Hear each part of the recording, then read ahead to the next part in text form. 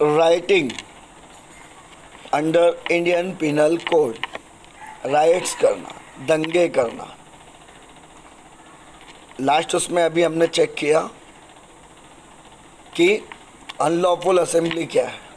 Unlawful assembly when more than 5 persons are gathered together with the common object and to do some unlawful thing or lawful thing by unlawful means। ठीक है, ये आपका unlawful assembly कहलाता है। Okay, अब unlawful assembly के बाद हम आते हैं राइट्स, दंगे जो होते हैं वो क्या है। Under section 146 to 148, 152, 153 of Indian Penal Code describes the details about the penal provision, definition, explanation about the term known as riots. Section 146 defines riot when force or violence is used by unlawful assembly or any member thereof। This is the important one। Force used by unlawful assembly means उस assembly में अगर 2000 लोग हैं, 200 लोग हैं या 6 लोग हैं, 5 लोग हैं, क्योंकि 5 के ऊपर वाले अनलॉफुल असेंबली, 5 तक, और 5 के नीचे अगर आप आते हैं तो वो अनलॉफुल असेंबली नहीं होती। ठीक है, तो when the force use by unlawful assembly और any of the member means 2000 के लोगों में एक ने भी अगर फोर्स यूज़ किया तो वो ट्रीट किया जाता है force use by unlawful assembly only.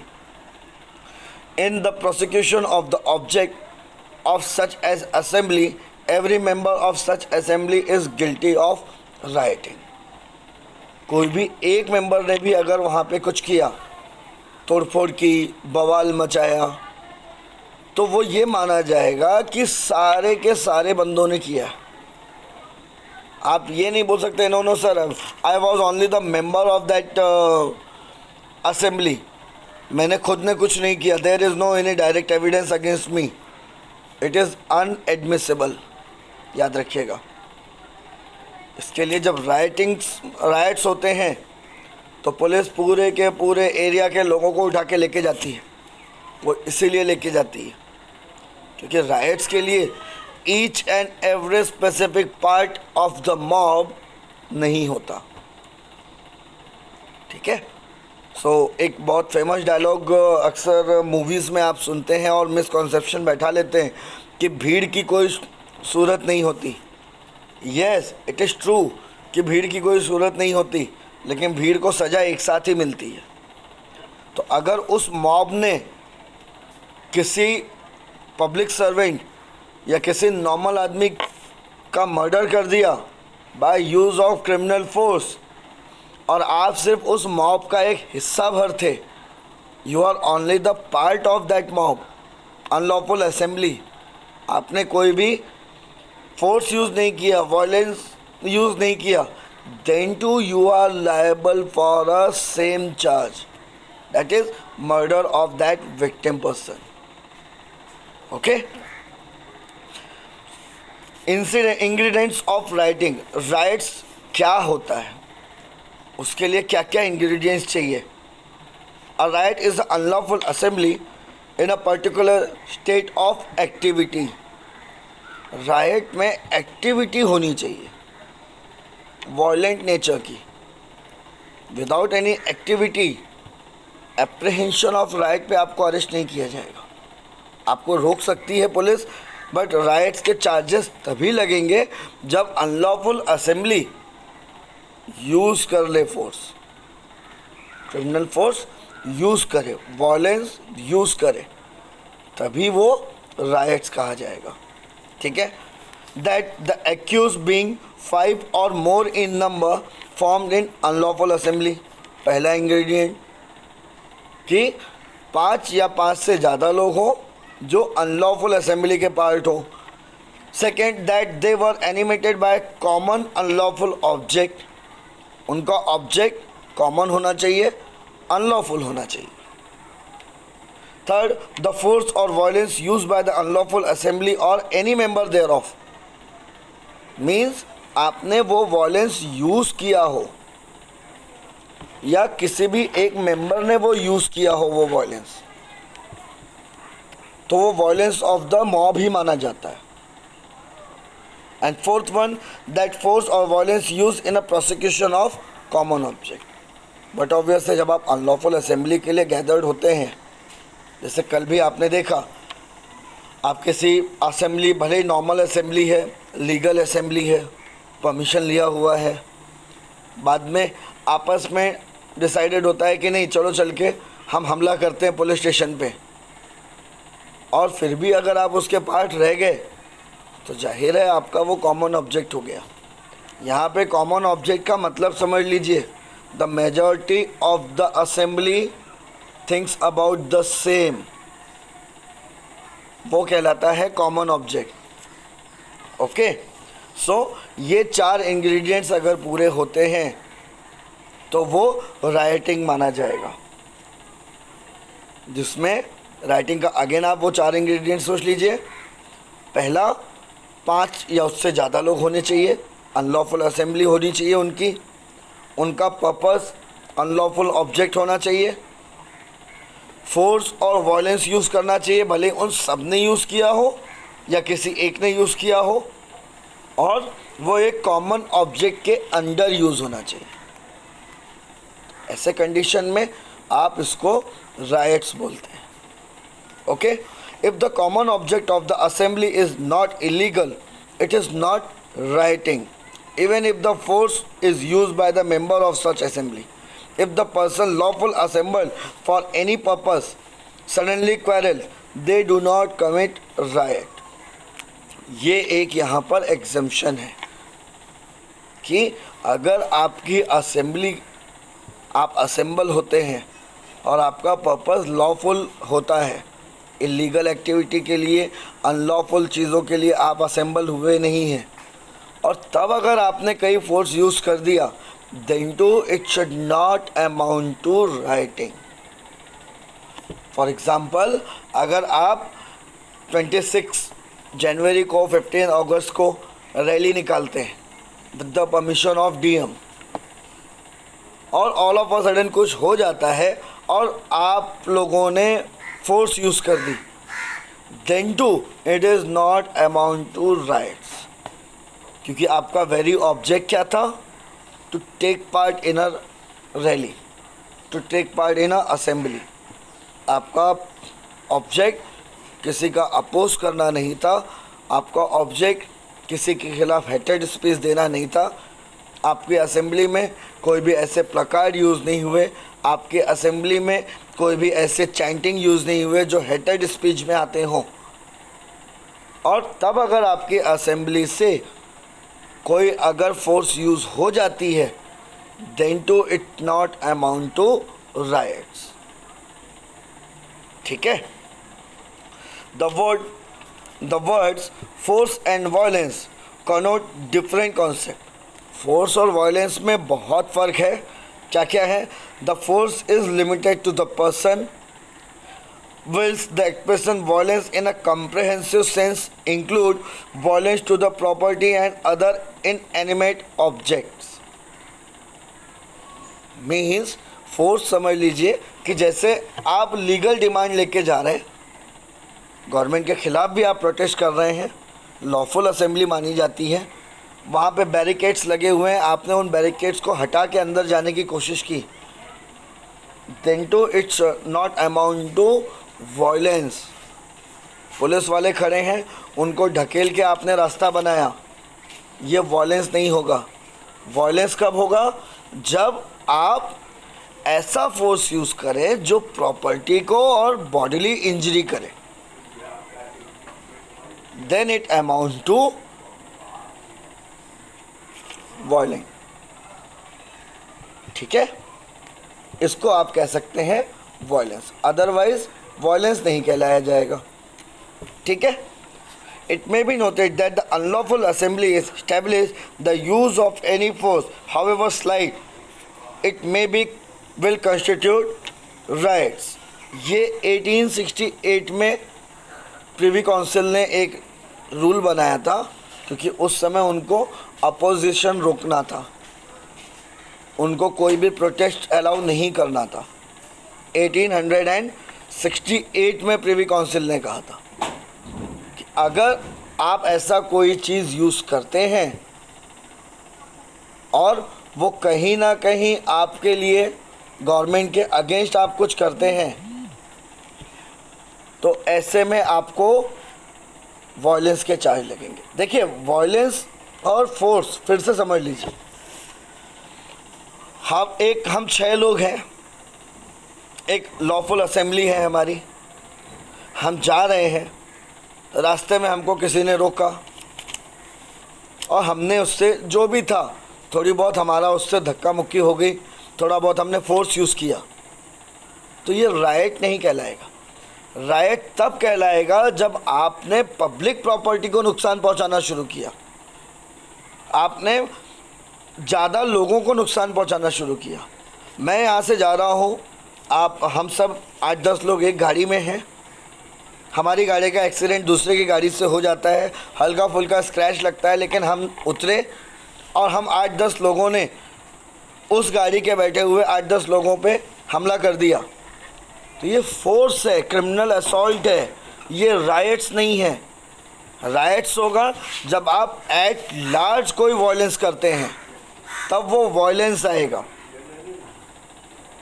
ठीक है, जब आप ज़्यादा लोगों को नुकसान पहुंचाते हैं तो वो राइट्स होगा, वो वॉयलेंस होगा।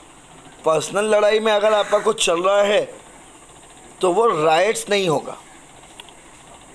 ठीक है, so this is the basic difference between the force and violence. हिंसा तभी कही जाती है जब बहुत सारे लोगों के खिलाफ बहुत सारी पब्लिक प्रॉपर्टी को आप नुकसान पहुंचाते हैं, तो वो हिंसा होती है। अदरवाइज वो सिर्फ फोर्स कहलाता है। बल प्रयोग करना और हिंसा करना बहुत फ़र्क है। जैसे पुलिस लाठीचार्ज आप पे करती है तो वो सिर्फ फोर्स होता है। ओके, लेकिन जब आप तोड़फोड़ पे उतर आते हैं तो वो वॉयलेंस कहलाता है। ठीक है, However, actual use of force and not a mere show of force is necessary if a number of men who are assembled at a particular place run away by being attacked by the persons belonging to opposite camp, they cannot be guilty of a riots. अब ये rights में आ जाइए। एक और exemption, suppose मान लेते हैं कि 10-15 लोगों का ग्रुप जमा हुआ, वो हंगामा मचाने गए, अदर ग्रुप्स के ख़िलाफ़ जमा भी हुए, और जब अदर ग्रुप्स के लोग आए उन्होंने मारना पीटना शुरू किया, तोड़फोड़ शुरू हुई, तो ये वहाँ से भाग गए, तो ये ग्रुप राइटिंग्स में नहीं आएगा। उन लोगों पे राइट्स के चार्जेस लगेंगे, इन पे नहीं, because they escape from there. Okay, so it may be noted that if a person acts in an exercise of the right of a private defense, there is no rights.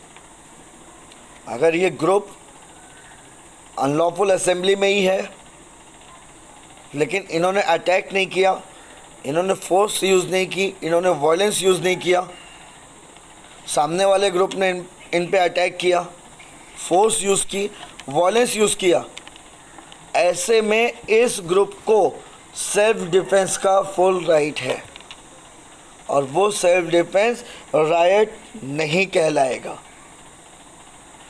If the accused establish the act in light of private defence only, but onus of a burden किस पे रहेगा? Prosecution पे रहेगा। तो बहुत अच्छे से समझ लीजिए, rights of private defence is available. So private defense against the riots are not termed as riots. आप पे किसी मॉब ने हमला किया, आप भी ग्रुप में थे, आपने अपना डिफेंस करने के लिए फोर्स यूज़ किया, तो it not amount to riots. But obvious है, क्योंकि जब आप डिफेंस कर रहे हैं तो आप उस मॉब से बचने की कोशिश करेंगे ना।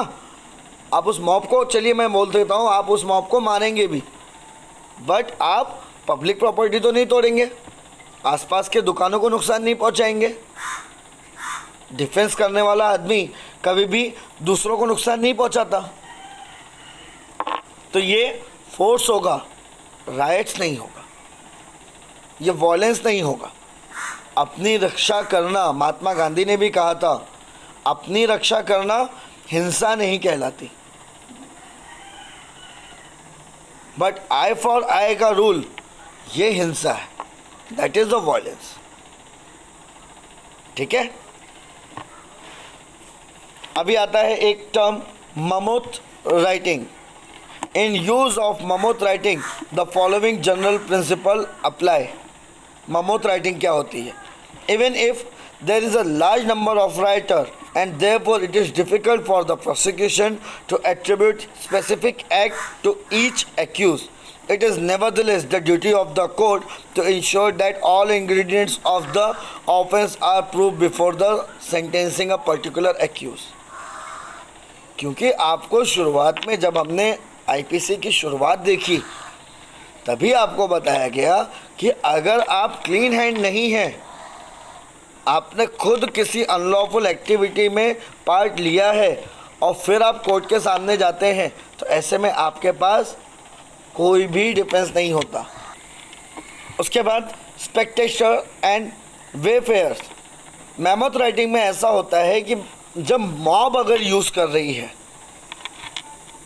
तो डिफ़िकल्ट होता है प्रोसिक्यूशन के लिए कि हर एक आदमी का स्पेसिफिक रोल बता सके। भाई जब 100 आदमी अगर आपके घर पे हमला करें तो क्या आप बता सकते हैं क्या किसने मारा? बचपन में भी आपने एक गेम खेला होगा, आंख बंद कर दो और सब पीटते थे और फिर बोलते थे बता पहले किसने मारा। तो जब 8-10 बच्चों में पॉसिबल नहीं है, तो अनलॉफुल असेंबली में ईच एंड एवरी पर्सन का स्पेसिफिक रोल बताना भी इम्पॉसिबल है। ठीक है। सो ऐसे में राइटिंग, अगर आप उसके मेंबर भी हैं तो कोर्ट आपको सेंटेंस पास कर देगा। यहाँ पे प्राइमरी देखा जाता है कि क्या आप उस अनलॉफुल असेंबली के मेंबर हैं या नहीं।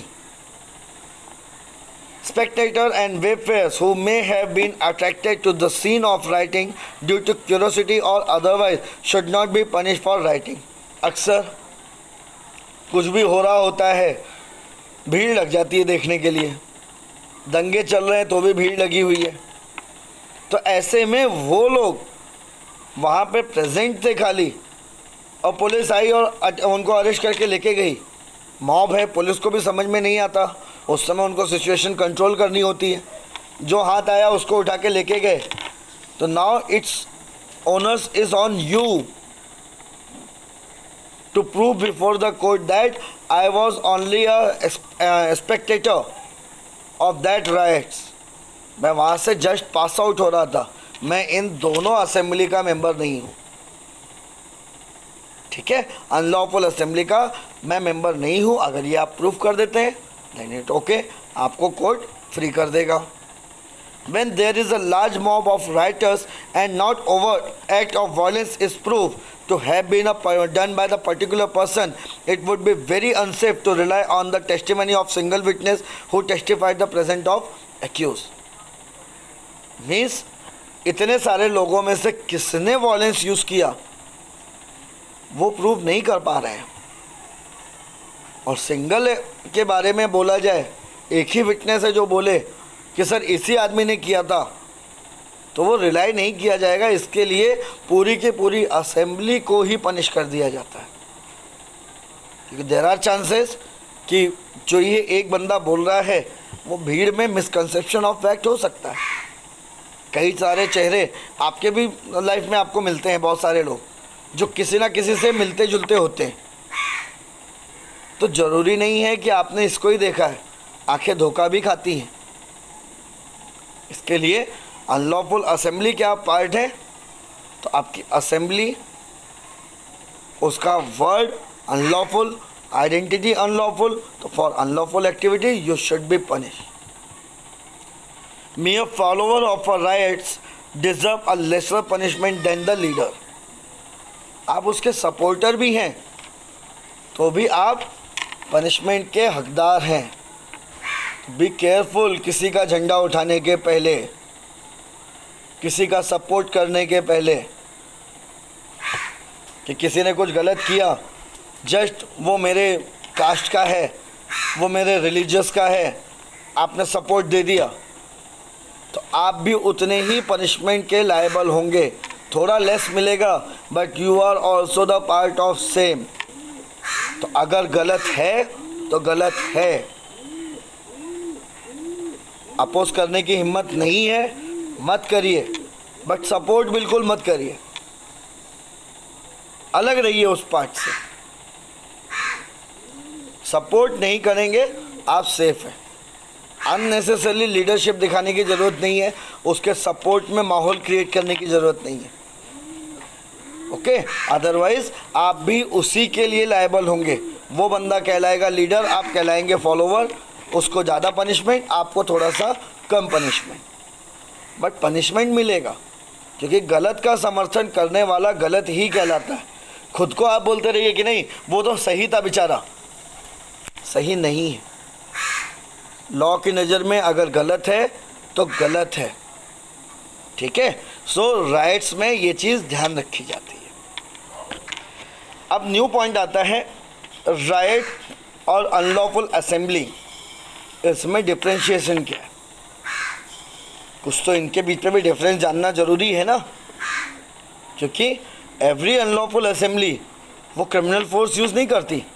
ऑब्जेक्ट उनका गलत हो सकता है, उनका कॉमन इंटेंशन गलत हो सकता है, बट अनलॉफुल असेंबली हमेशा दंगे नहीं करती। So the important distinction between the riot and unlawful assembly क्या क्या है। Riot is equal to unlawful assembly plus force. Unlawful assembly without force is not amount to riots, ठीक है। अनलॉफुल असेंबली है, अगर उसने कोई फोर्स यूज़ नहीं किया तो वो राइट नहीं होगा, ठीक है। So a riot in an unlawful assembly in a particular state of a activity. Riots मतलब कोई एक्टिविटी करनी चाहिए। अनलॉफुल असेंबली, अगर अनलॉफुल असेंबली कोई एक्टिविटी नहीं करती, आइदर ऑफ द मेंबर नहीं करता, तो वो एक्टिविटी अगर नहीं हो रही है दैट मीन्स कोई भी फोर्स यूज़ नहीं हुआ। फोर्स यूज़ नहीं हुआ तो वॉयलेंस यूज़ नहीं होगा, वॉयलेंस नहीं होगा तो वो अनलॉफुल असेंबली है, राइट नहीं होंगे, ठीक है। So every unlawful assembly rights करे ये ज़रूरी नहीं है, ठीक है। Two things are necessary to convert unlawful assembly into riots and render the member thereof guilty of rioting, that is use of force or violence by assembly or any of the member, and such force or violence used in a prosecution of a common object of such an assembly। Means कि अगर आपने उस unlawful assembly ने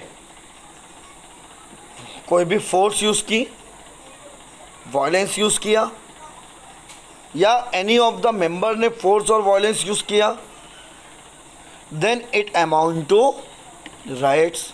और ये force, criminal object, criminal violence जो आप use कर रहे हैं, ये एक कॉमन ऑब्जेक्ट होना चाहिए।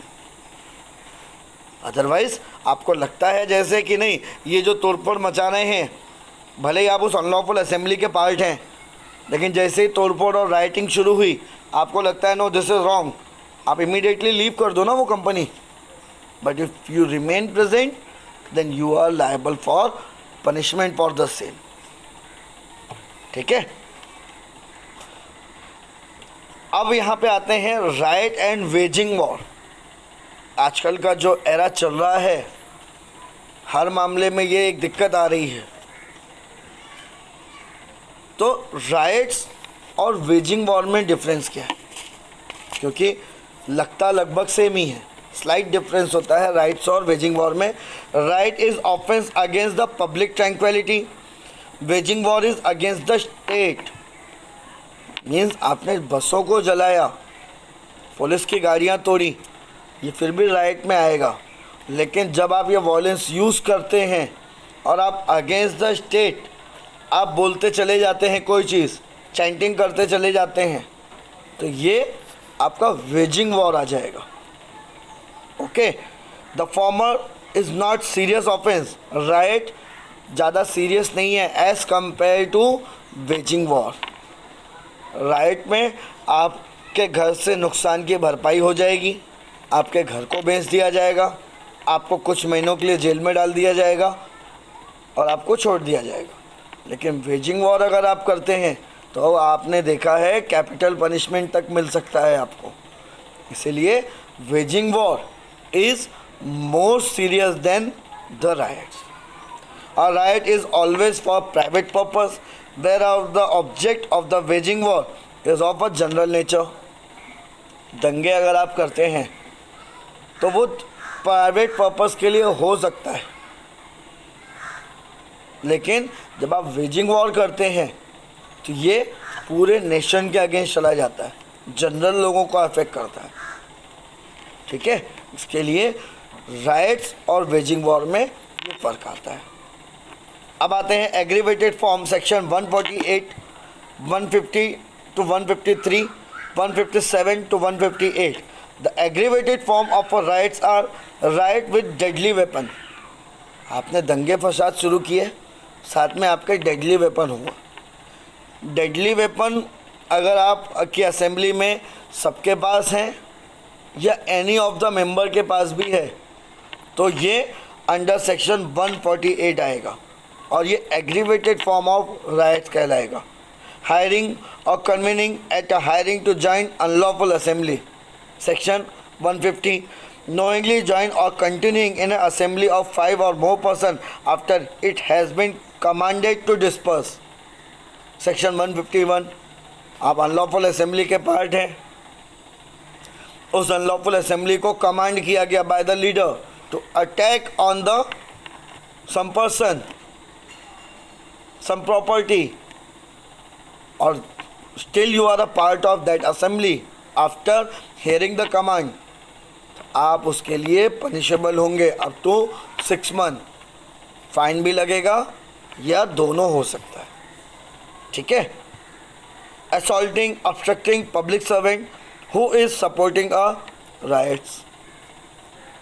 ऐसे बंदे को अगर आपने असॉल्ट किया, हार्बर किया person hire for unlawful assembly, 6 महीने की इसमें आपको सज़ा होती है. बट अगर आपने डेडली वेपन के साथ में राइट्स किया है तो आपको 2 साल की सज़ा होगी, फाइन भी होगा या दोनों हो सकता है. अदरवाइज राइटिंग की सज़ा आपको 6 महीने की होती है. Okay. Liability of a owner for unlawful assemblies being held or riot committed on their premises. ये भी एक important part आता है. 154 to 156 lays down law as to liability of the owner or occupier of a land for unlawful assembly being held committed on their premises. The penalized person who are not rioters themselves but who do not take precaution to stop riots. अगर आपके घर के ऊपर से लोग खड़े होकर पत्थर चला रहे हैं और आपने उनको रोकने की कोशिश नहीं की तो आप भी लायबल होंगे फॉर पनिशमेंट. इसीलिए इस मामले में थोड़ा सा आपको होशियारी रखनी पड़ती है. उसके बाद आते हैं हम सीधे affray. Section 159 and 160. The next offense against the public peace is offense of affray when 2 or more person fighting in a public place disturb the public peace, they are said to commit affray. ये आपने अक्सर देखा है, 2 आदमी आपस में लड़ाई कर लिए, दो या दो से ज़्यादा, अकेला आदमी खुद से लड़ाई नहीं करता अनलेस एंड अनटिल आप पागल हो, तो खुद को ही आप मारें वो अफरे नहीं है, उसके लिए आपका मेंटल हॉस्पिटल में इलाज है। लेकिन अगर दो या दो से ज़्यादा आदमी पब्लिक प्लेस पे फाइट कर रहे हैं, ये राइट से अलग है, ठीक है। अप टू 5% के ऊपर गया, अनलॉफुल असेंबली है, तो वो राइट्स है, अदरवाइज़ ये अफरे है। आपने गाली गलौज शुरू की, मारपीट की आपस में, पब्लिक पीस को डिस्टर्ब कर दिया, तो ये अफरे कहलाता है। और इसमें imprisonment up to 1 month, fine up to 100 rupees and both, ठीक है। अफरे के लिए 3 पॉइंट जरूरी हैं to prove that accused and another person were fighting either by word spoken or by using a force against each other, ठीक है। Second, that such fight was in a public place, public place में fight होनी चाहिए। आपके घर में आप लड़ाई कर रहे हैं तो वो पब्लिक न्यूसेंस नहीं कहलाएगा, अफरे नहीं लगेगा। अफरे तभी लगेगा जब आप किसी पब्लिक प्लेस पे फाइटिंग करेंगे और वो फाइटिंग पब्लिक पीस को डिस्टर्ब करे। अगर एक ऑडिएबल साउंड में, नॉर्मल साउंड में आप गालियाँ भी बक रहे हैं एक दूसरे को, तो वो अफरे नहीं है, पब्लिक पीस को डिस्टर्बेंस नहीं हो रहा, पब्लिक पीस को डिस्टर्बेंस होता है, तो वो अफरे कहलाएगा। The public place where public go and it is immaterial where they have right to go there, thus omnibus, railway platform, public urinal, good yard of a railway station have been held to be a public place। Public place कौन सी होती है? जो use for public हो, जहाँ पे जाने के लिए आपको किसी की परमिशन की ज़रूरत नहीं है, आप पे कोई ट्रेसपास का ऑफेंस नहीं होता। और एक चीज़ और याद रखिएगा, भले ही वो पब्लिक प्लेस खाली पड़ा हुआ है, देन टू अगर आपने वहाँ पे लड़ाई झगड़ा किया तो वो अफरे में आएगा। इट इज़ इमैटेरियल दैट वहाँ पे पब्लिक है या नहीं है, ठीक है। Difference between unlawful assembly, affray and riots, इसको बहुत अच्छे से समझ लीजिए क्योंकि ये एक जैसे ही हैं। अनलॉफुल असेंबली, अफरे और राइट्स क्या हैं ये? Unlawful assembly is differ from the affray in a number of its member. It's in an unlawful assembly there must be 5 or more member, whereas affray can be committed by 2 or more। ये सबसे पहला difference है। अगर 5 या उससे ज़्यादा लोग बवाल कर रहे हैं तो वो अनलॉफुल असेंबली है, 2 या उससे ज़्यादा कर रहे हैं अप टू 5 तो वो अफरे है। Unlawful assembly can takes place in a private place also. Unlawful assembly private place पे भी आ सकती है, जैसा आपने देखा जो दिल्ली में हुआ, वो अनलॉफुल असेंबली है, वो मरकज़ की प्राइवेट प्लेस थी, then to it amount to unlawful assembly, but affray के लिए पब्लिक प्लेस होना ज़रूरी है।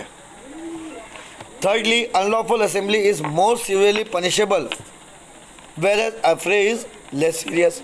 अनलॉफुल असेंबली के लिए आपको 6 महीने की सज़ा है, फ़ाइन हो सकता है, और अफरे के लिए आपको 1 महीने की सज़ा और फाइन है, तो जाहिर है affray is less serious. The main point between affray and riots ये क्या है? Affray must be committed in a public place, riots के लिए पब्लिक प्लेस की ज़रूरत नहीं होती।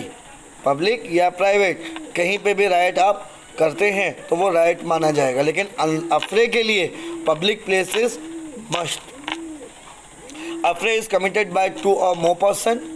राइट्स क्योंकि it's a force of unlawful assembly, तो यहाँ पे भी नंबर ऑफ मेंबर 5 और मोर चाहिए। Both are offences against the public peace, ये तो ऑब्वियस है, बट अफरे उतना सीरियस नहीं है जितना राइट्स है।